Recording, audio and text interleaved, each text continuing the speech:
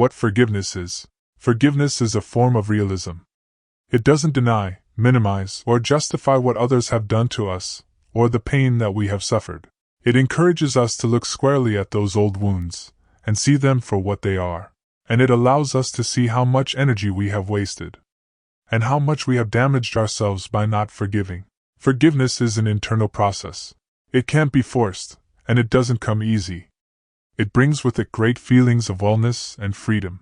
But we experience this only when we want to heal, and when we are willing to work for it. Forgiveness is a sign of positive self-esteem. We no longer identify ourselves by our past injuries and injustices. We are no longer victims. We claim the right to stop hurting when we say, "I'm tired of the pain, and I want to be healed." At that moment, forgiveness becomes a possibility, although it may take time and much hard work before we finally achieve it. Forgiveness is letting go of the past. It doesn't erase what happened, but it does allow us to lessen, and perhaps even eliminate the pain of the past. The pain from our past no longer dictates how we live in the present, and it no longer determines our future. It also means that we no longer need resentment and anger as an excuse for our shortcomings.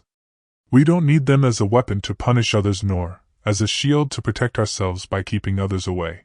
And most importantly, we don't need these feelings to identify who we are. We become more than merely victims of our past. Forgiveness is no longer wanting to punish those who hurt us. It is understanding that the anger and hatred that we feel toward them hurts us far more than it hurts them. It is seeing how we hide ourselves in our anger, and how those feelings prevent us from healing. It is discovering the inner peace that becomes ours when we let go of the past and forget vengeance. Forgiveness is moving on. It is recognizing all that we have lost because of our refusal to forgive.